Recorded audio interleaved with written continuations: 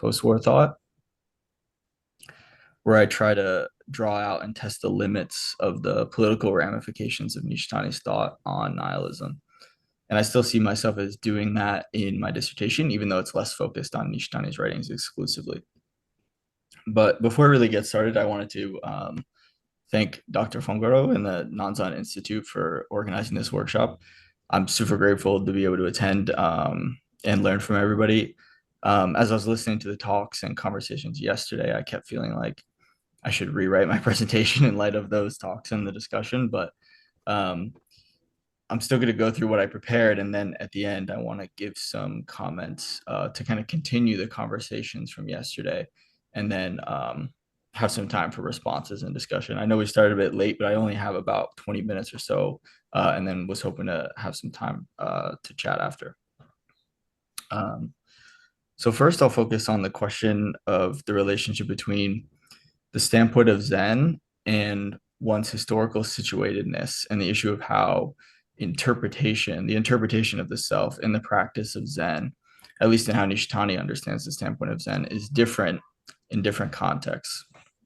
So the question, which I still have, which is motivated by this essay, as well as religion and nothingness, is how does one's historical, cultural, social context change the way in which the practice of Zen as an investigation into the self is mediated? And then consequently, my second question is, what is the relationship between history and the standpoint of Zen for Nishitani? Or if I can equivocate a little bit, the standpoint of emptiness or sunyata and the standpoint of Zen. In other words, is emptiness the same emptiness over time, such that the emptiness of the Buddha is the same emptiness today in experiences of Satori or enlightenment? Or is a relationship to emptiness such that emptiness is always emptying itself historically? That even if emptiness is the same emptiness at all points in time or place, my relationship to emptiness, insofar as it's conceptually mediated, does it consist of an emptying dynamic, which is historically contingent? And hopefully those questions like become clearer as I go along. And I'm going to be working through some of the key passages from the standpoint of Zen, which inspires the reading, which motivates these questions, and then demonstrate why I think these questions are important for understanding how I think Zen Buddhism and Nishitani's conception of Zen in particular can help us make sense of emerging social and political problems, particularly in the United States. I always found Zen and Nishitani's philosophy to be a basis for not just ethical practice or practice of life, but specifically for like political praxis. But I often get caught in the tension of Zen being about my particular individualistic kind of investigation of myself and how that somehow relates to a sense of like collective liberation.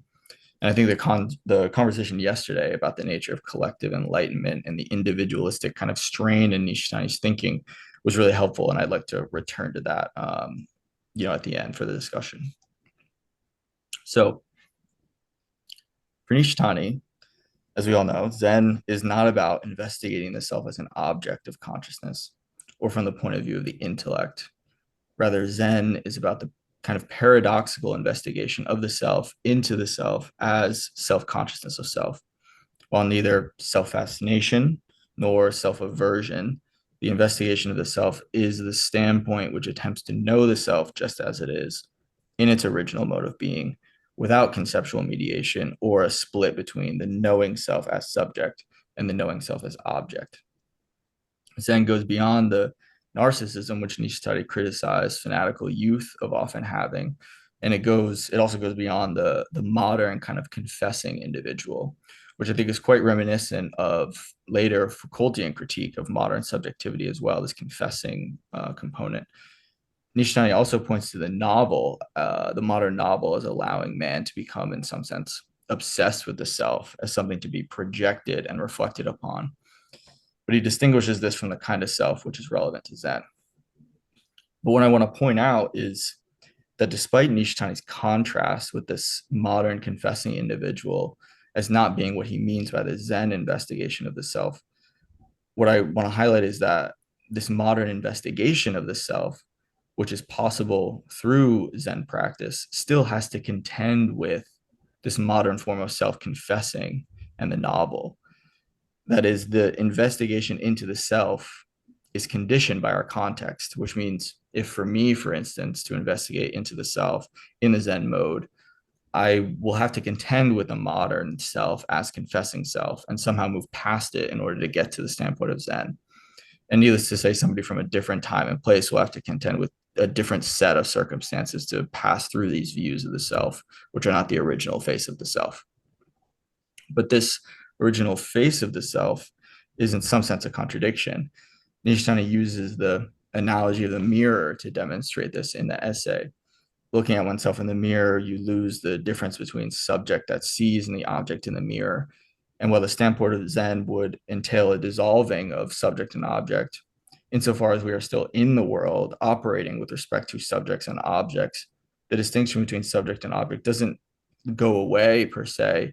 It just becomes this kind of like lived problem. It becomes a kind of tension which opens up a dynamic of Zen, the dynamic of Zen and its practice, rather than turning Zen into a kind of like teleological orientation toward the end of subject object dissolution.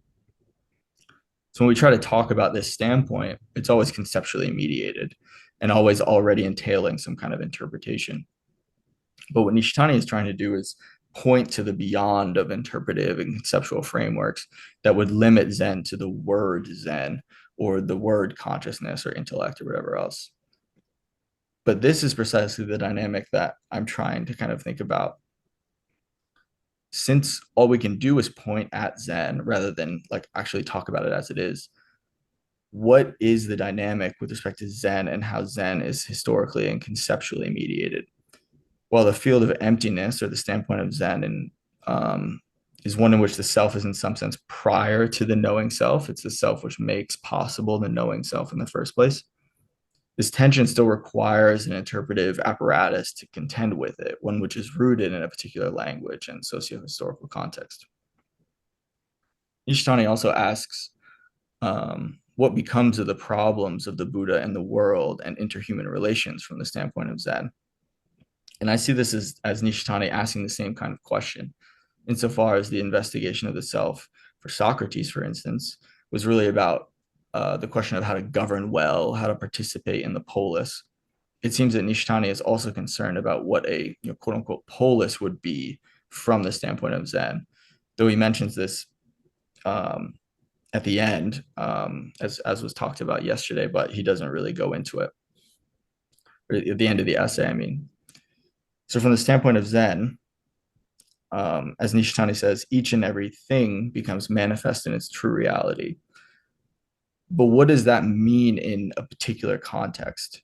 Well, something's true reality might go beyond categories. When we go back into the world, how do we act with respect to the historical specificity of our present moment and what that particular thing, whatever it may be, in its true reality calls for? From the standpoint of Zen, all things present themselves as they are. But does that mean we still see things as particular things which are conceptually mediated? For instance, to see a man as a man in his suchness, do we still see him as a man? And I want to say, of course we do. But at the same time, man as a concept has a ton of baggage.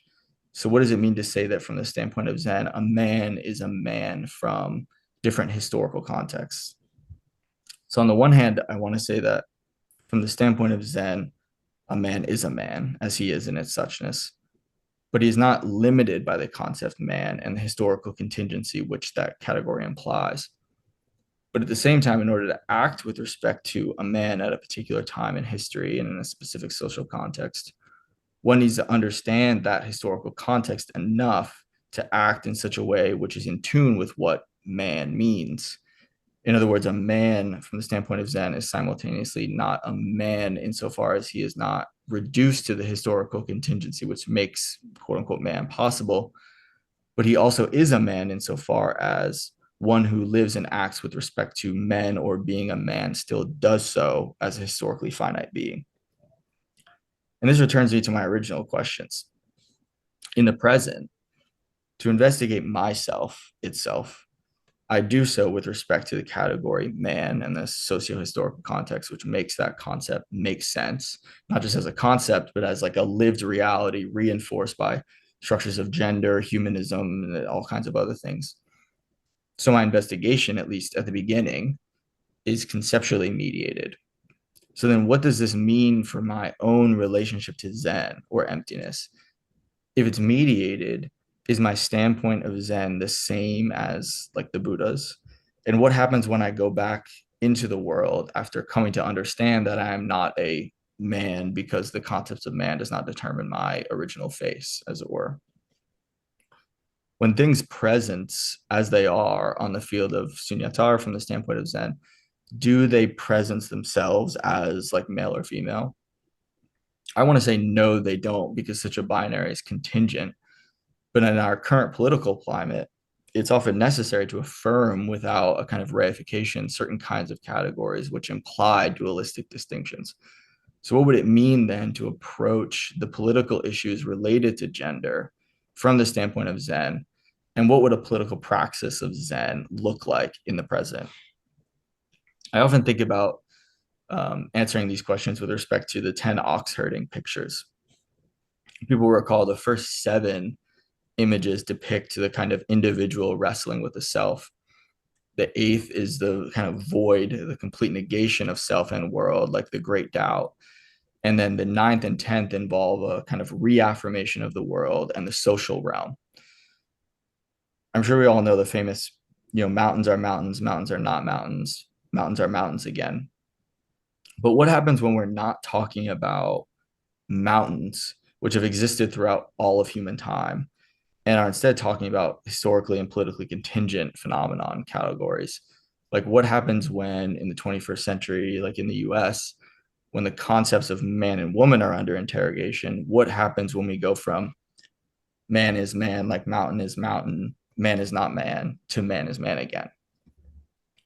I typically read the final ox herding picture as a kind of rejoining of society in a political sense. In the same way the Buddha reached enlightenment and then decided to teach, doing so was political in the sense that he saw the problems of the time and taught with respect to how he could best influence people. And he didn't become a king or a political leader, but he did sociopolitically have a huge influence on the world, obviously, in a way that he thought was for the best. And that right there is historically contingent. So, in the same way that the Buddhist teachings are thought to be contradictory because he saw teaching, he says different things to different people at different times. So it's not clear like what exactly the Buddhist teachings are. Where and when we are historically is going to change how we contend with present social and political issues, which will determine how we contend with the investigation of the self and the way it's mediated, not just by concepts, but by the world we come back to after the void of the 8th ox herding picture. So this brings me back to my second question. Is emptiness emptying itself historically, or is emptiness like the same throughout time? Even if emptiness is the same in a kind of metaphysical sense, insofar as we are historical and finite beings, we can only empty ourselves historically, which means that emptiness is always an emptying of the present based on the kind of historical and contingent kind of categories that we have to deal with to investigate the self. And while the method of mediation has remained the same historically, or the method, sorry, of meditation as a practice has remained the same historically, the actual process of investigating the self is contingent with respect to, place and time. The significance of this, and it's relevant for our time, for me, has to do with like what I see as resources within Zen and the Kyoto school for making sense of like contemporary political issues, especially Nishitani's like psychopolitical concept of nihility. When people are confronted with experiences which make them question themselves and then often reify themselves, uncovering this kind of problematic might help us better understand what's happening politically now, like in the United States. I'd also argue that we're still living in an age of nihilism. And while Nishitani and Zen Buddhism might not hold all the answers or resources necessary to contend with contemporary political problems like, capitalism, white supremacy, biopolitics, things like that, it holds resources that, in dialogue with the theorizations of those things, capitalism, white supremacy, biopolitics, whatever, can help make better sense of these and emerging political problems. Insofar as Zen goes beyond the ways that race, class, gender, sexuality, nation, and ability separate us, how might it help facilitate the kinds of mass movements necessary to dismantle ideologies and structures like neoliberalism and capitalism? How might Zen not just bring us to an empty place where these categories no longer apply, but actually help us see concretely their relationality, insofar as the process of finding the self that is not a self in Zen today would reveal and in some sense dismantle those relationships that are like causing all these problems. Um, so that's what I have in terms of presentation, but I want to say a few quick things about the conversations yesterday and the talks that are kind of along the same lines.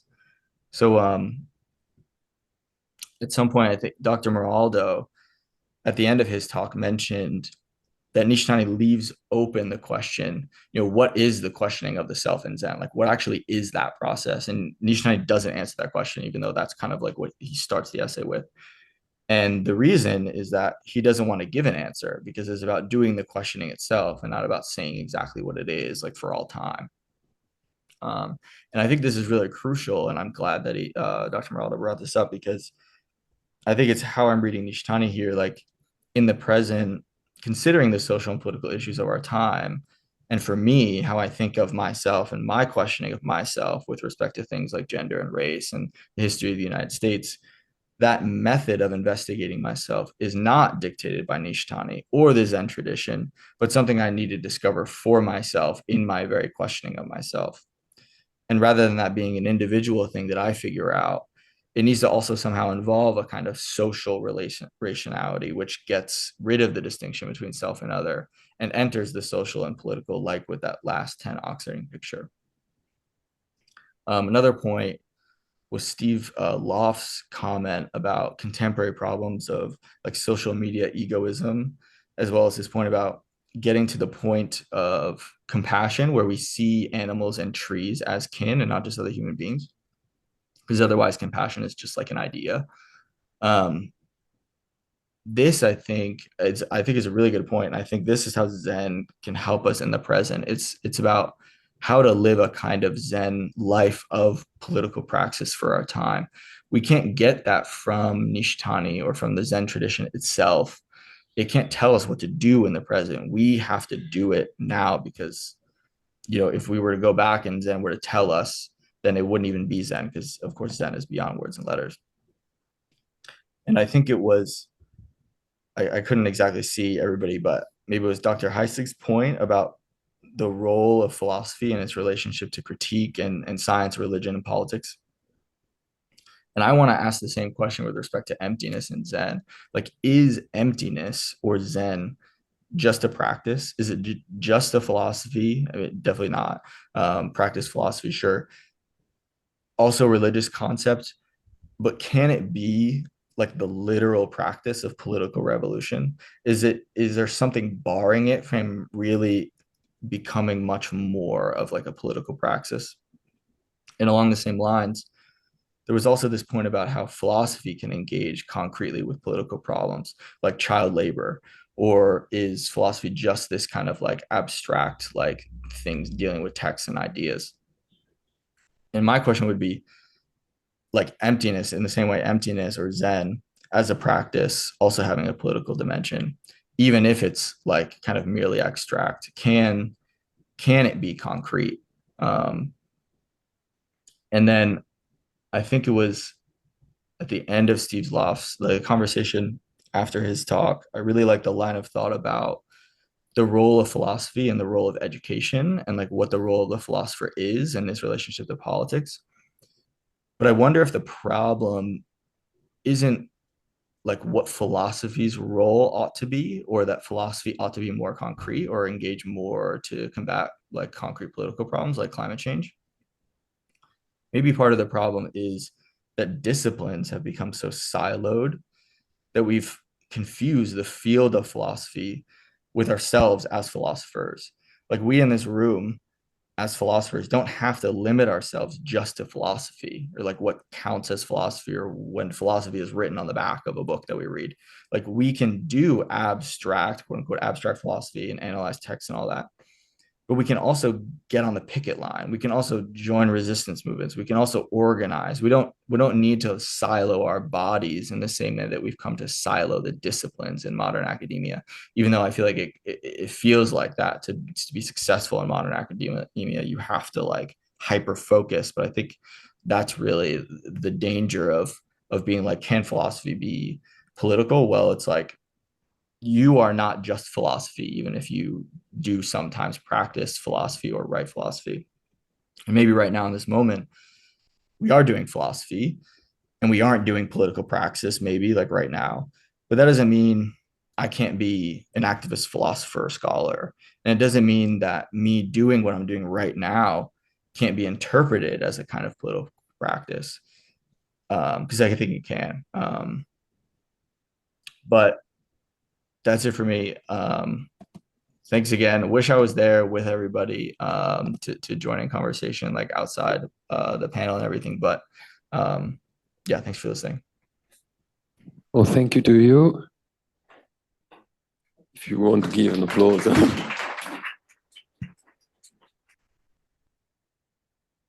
And Griffin, I forgot to ask you, I'm recording. Is fine for you?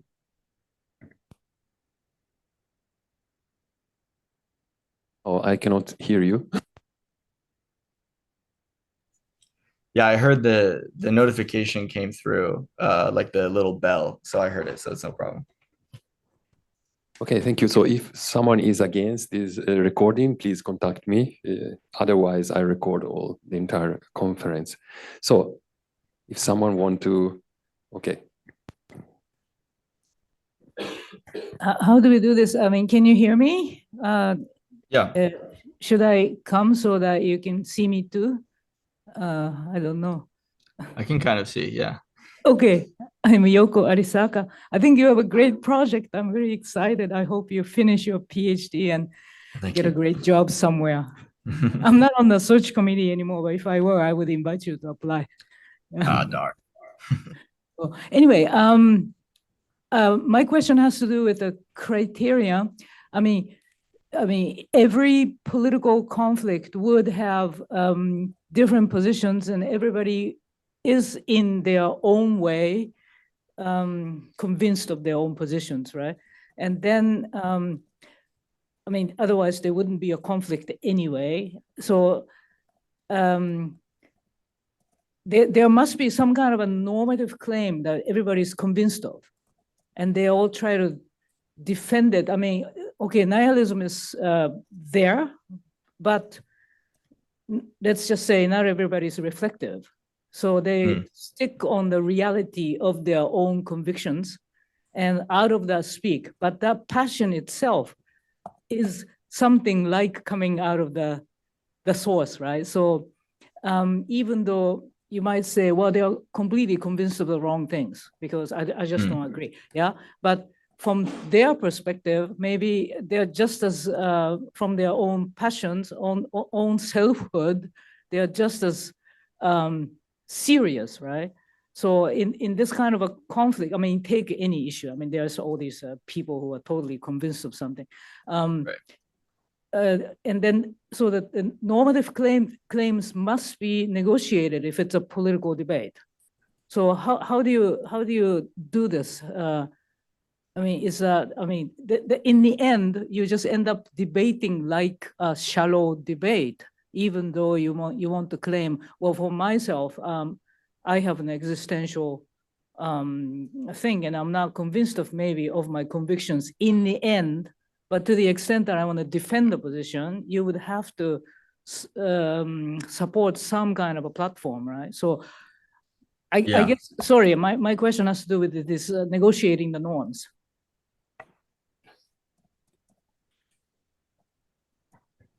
Yeah. Are we good? Can you hear me?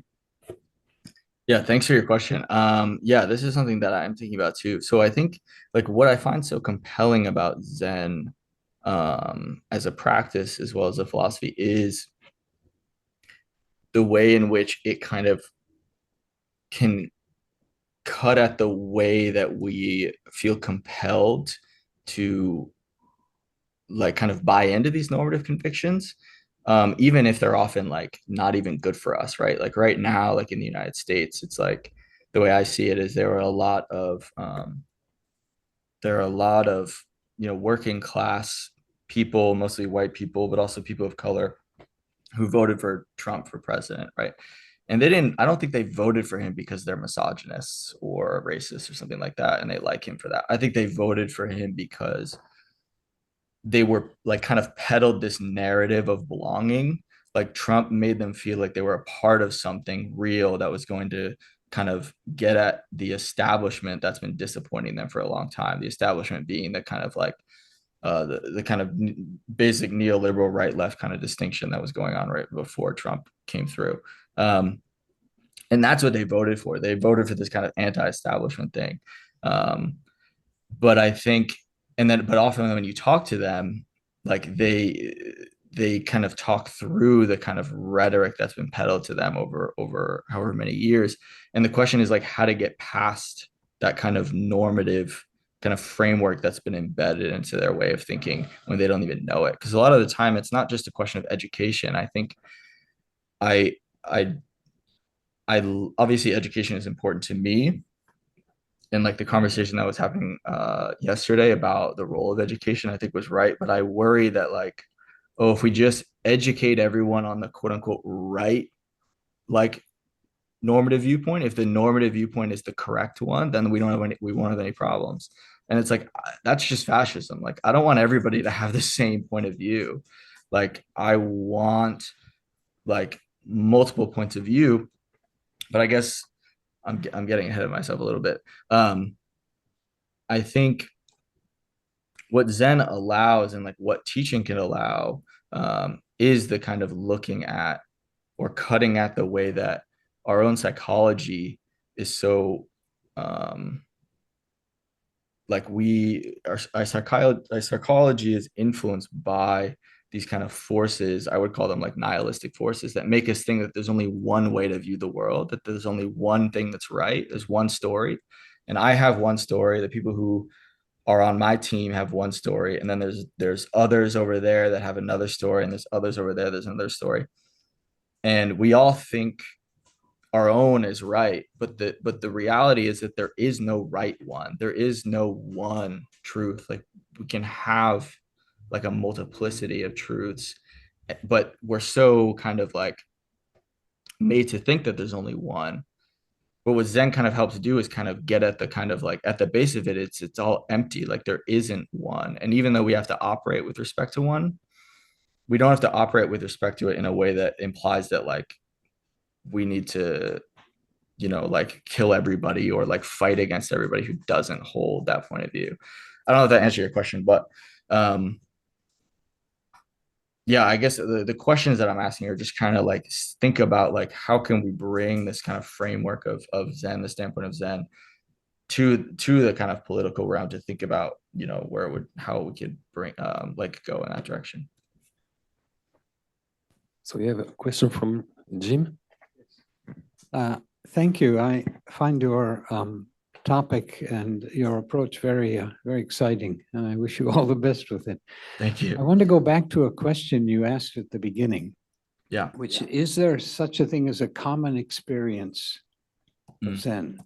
So of awakening or of doubt, self-doubt, or self-emptying, or is all of it epoch specific? Right. So even though it claims not to be, is it in fact always culturally defined? So I want to break that question up in order to answer it. So first of all, we ask, do the meanings of words influence our experiences?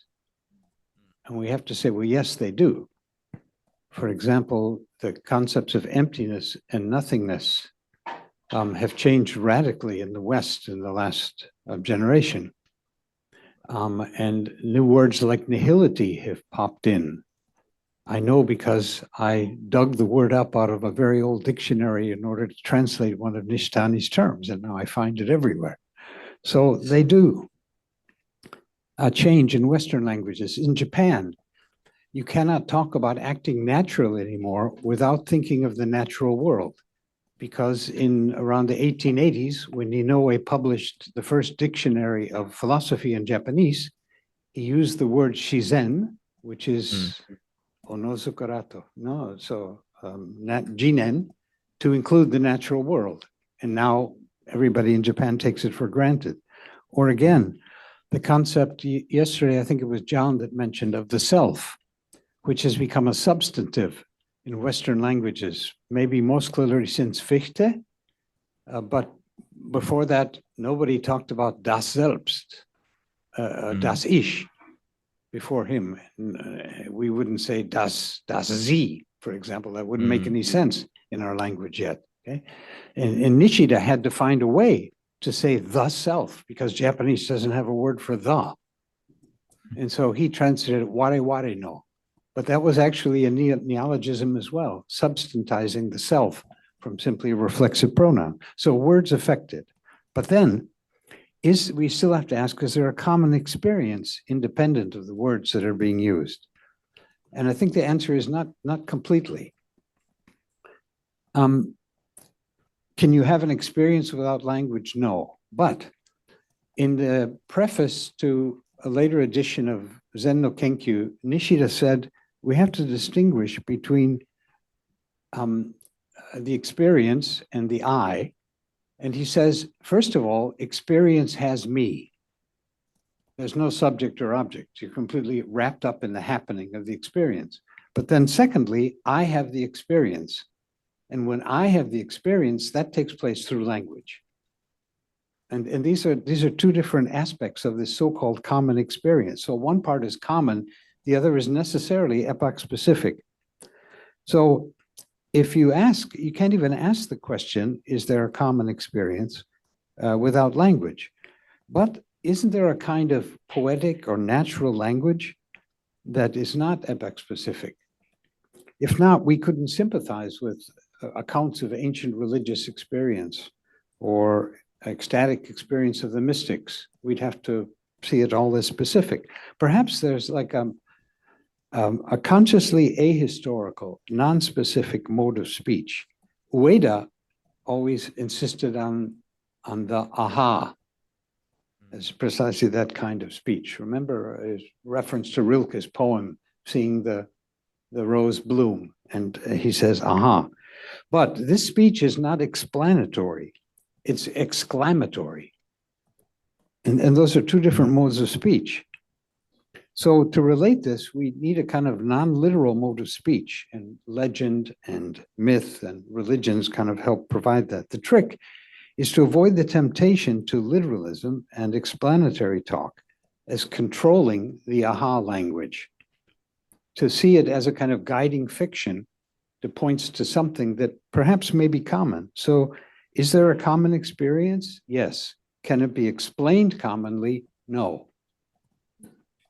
Just some thoughts about that initial question. Yeah, no, that's really helpful. I like that at the very end. Is there a common experience? Yes, but can it be explained commonly? No. Yeah, because we're always kind of like, yeah, it's like as soon as you, because in some sense we wouldn't be able to even have this conversation without a certain kind of like, I mean, the mediation that's happening here is technological, but it's like you can still see the expression on my face and make certain kinds of assumptions about, you know, what kind of like resonance maybe is the word I would use. It's like what kind of resonance, like what are we resonating with? Like what is that kind of like common thingness, whatever we want to call that, that allows the kind of like you said, how we can understand, like, you know, we can kind of feel certain things when we read Greek poetry that like they could have never anticipated that we would be able to feel thousands of years later or something like that. So it's got to be something common, but it can't be explained commonly. It's like exclamatory. Yeah. I'll have to think about that more, but that's really helpful. Thank you.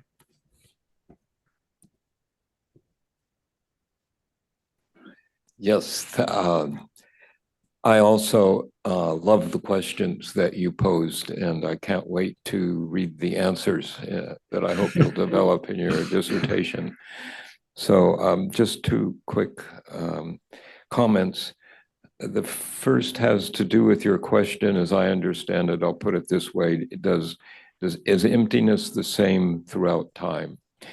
And there's a very simple or perhaps simplistic answer to that question, a kind of standard reading, which goes back to the old phrase of, what is it?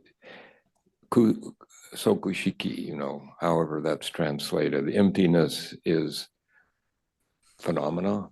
Okay. Yeah, And that, in a certain sense, in standard Buddhist doctrine, simply means that phenomena are transitory. They're empty of enduring or permanent being, and so they allow for change.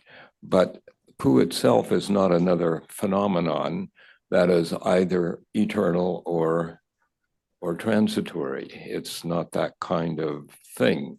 Now, of course, that's still, in a certain sense, taking Ku or emptiness as a category, which I think is about impossible not to do. And there were all the debates that Nagarjuna and others developed about, the status of emptiness.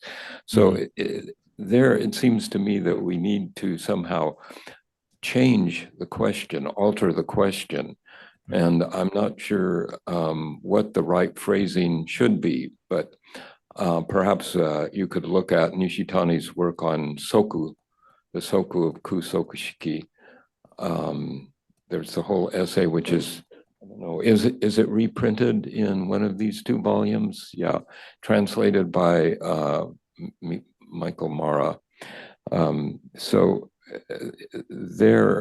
But you're asking something, I think, deeper and at the same time broader in scope, and that is what is the relevance of all this kind of doctrine for us living today in our political situation, us self-investigators? What responsibility do we have for the social and political situation in which we live? And this is extremely important. I think if we're going to be responsible scholars at all, we have to pursue that question. And so secondly, one of the other questions you raised, which is a terrific question, is can Zen, Nishitani's Zen, let's say, be a political practice?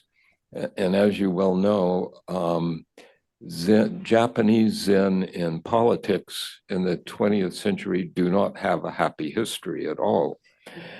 And I think that it hasn't been investigated deeply enough as to why. We have the book Rude Awakenings, and Hirata's essay at the beginning of it touched upon that, but in a very, remote manner. And I think work like Brian Victorio's, Zen at War, that's a good exposure of the unhappy history, but it doesn't answer the question, is there something about Zen which doesn't mix well with politics?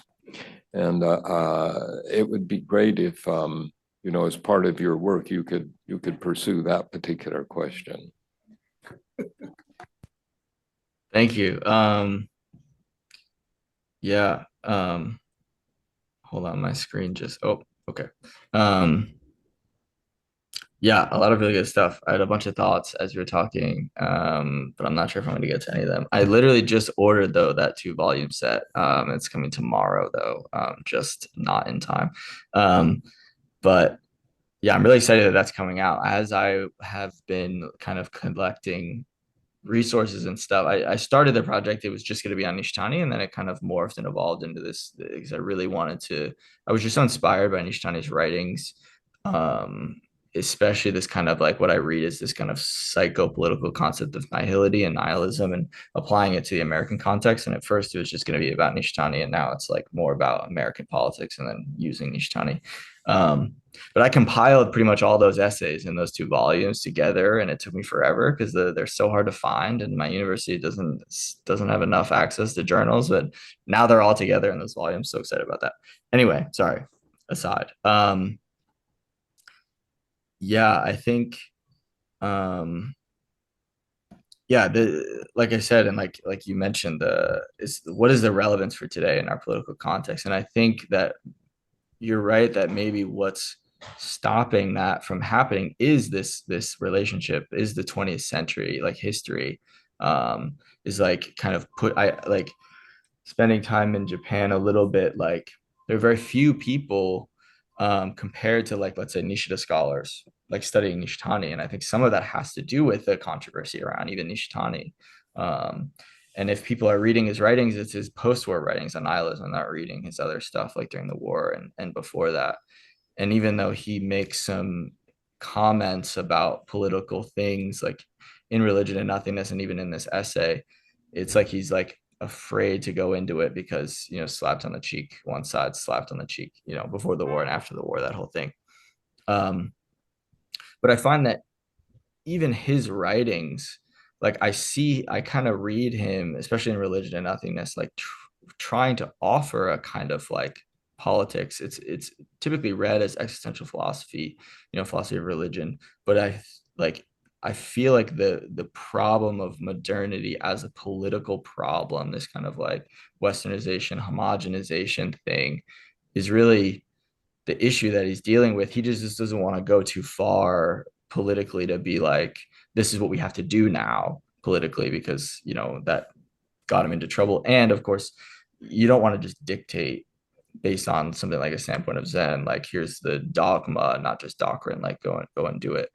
But I still, reading Nishitani, wanted to push at the ideas and be like, this is so, like, I see so much resonance between Nishitani and the concept of emptiness, and like Nietzsche and Foucault, and like critique, and like how to think about, you know, emptiness as a mode of critique. Like because critique for Nietzsche and Foucault is like philosophical critique. It's not really embodied critique. It's like you just like do the critique like of text or of ideas or something like that.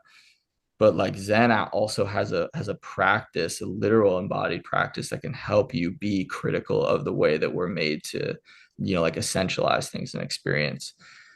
And like how to bring that into the political, I'm not really sure yet, but I'm constantly looking for resources of like people who have taken stuff inspired by either the Kyoto school and Nishitani, particularly Dogen, because I think Dogen Zen like really fits with like what I'm trying to talk about as well, and done something like to think about like political issues now, that kind of takes seriously the 20th century and like the problems, but then is like, okay, like what do we do with it now? Do we just like, now does Japanese philosophy become this kind of historical thing that we talk about, or can it, like what happens to it later? Like something that Akitomi sensei and I were talking about a little bit when I was in Japan last summer was something like, can we have a 4th or 5th generation of the Kyoto school? Like, is it possible? And what does that look like, especially since Japanese philosophy is so international now? And like, is the 20th century, like, did it kind of like put a stamp on, you know, what it could become? And yeah, no, that you're giving me a lot to think about, but I do hope to touch on that. I don't know if I'll solve that problem, but hopefully I can start that conversation a little more. Thank you. Hi, can you see me? Yes. Okay, I'm Vittorio Lubrano. I've worked on I defended my PhD last year on political philosophy. That's why I very sympathize for your nice. thesis. Actually, I want to ask you something on your project and on your pioneering research, because of course, my concern was about the which kind of political practices can you get out at Zen politics. More specifying is actually which use are you thinking of the notion of emptiness? No, which political use for this notion? Because actually, on one side, you were explaining pretty. You were very convincing, no, on how actually maybe on the field on the field of the identity politics, the Zen politics can be of great use, no, of great use. Identity politics that can be, of course, used either in the sense of not fighting for minorities, or actually with you were mentioning Trump, no, with a sort of fascinating self-projection, no, on some political symbol, yeah. And but to me, it's not clear now actually which kind of use then emptiness can have. I mean, do you think that actually the emptiness of Zen can help in order to get rid of the strong affective polarization of our time? So in a sense, in order to dismantle this kind of destructive opposition that are arising all over the world, also of course in the last elections, or you are more thinking in sense of a kind of a new education to the people who wants to engage in politics. So I want to stand for something, a political cause, but I don't want to be too much restrained by my political identity. I want to, I could say, work on the spiritual approach of my doing of my political activism. And so yeah, this to me, it was not clear actually which kind of direction are you taking with your project, because of course in the first question it was mentioned, so getting rid of all ideologies, of all the possible standpoint out of the Zen standpoint can be problematic, because you have to face what actually are the modernity core of politics, to stand for someone, to identify with a Leviathan or a sovereign or a political party. And so this is something that I feel it's very fascinating for your research, but still has to be worked on. And so which kind of direction are you taking? Hope it could help. Thank you. Yeah. Thank you. That's really helpful. I think, yeah, you've kind of identified maybe a tension in my thinking that I haven't really like teased out. And I'll have to think about it a bit more. To answer some of the questions, I think, yeah, what kind of political practices can we get out of it? I think part of I think often it's thought of as a weakness of Zen that it like doesn't have an obvious kind of political consequence. And I often think of that actually as a strength. It's like, yes, like a certain version of fascism like was justified using Zen, but as soon as we start dictating like what has to be a consequence of like what comes out of the investigation of the self that is Zen, then it's just, you just get another form of dogmatism, and you just get another form of nihilism, basically. And like, I think it's a strength, but of course it needs to involve a certain kind of like constant critique, right? You don't just get to the like, you get to the standpoint of Zen and then you know for sure that like this is the right kind of political practice. It needs to be democracy. It needs to be XYZ. Because I think democracy can be one kind of consequence. I think that was brought up kind of yesterday as well, that like if we use Zen as a way of like helping people think differently about things and cutting out the kind of like normative kind of ideological ways that we think about stuff, then that can be good for democracy. We think about other people's points of view and things like that. But if democracy becomes like the necessary political goal of like something like Zen practice, then I think that just ends up being another form of nihilism, when in the sense of nihilism is like democracy is the thing that we need to hold up as what matters, and not like actual people and what they're dealing with in their actual lives and how they're investigating themselves. And yeah, I think that is what I'm getting at, the point you made about identity politics and Zen, a Zen sense of like a critique of identity politics, is kind of what I'm trying to get at, and trying to think about how that might be effective in the particular kind of American context where, you know, right now, especially it's in terms of things like race and gender.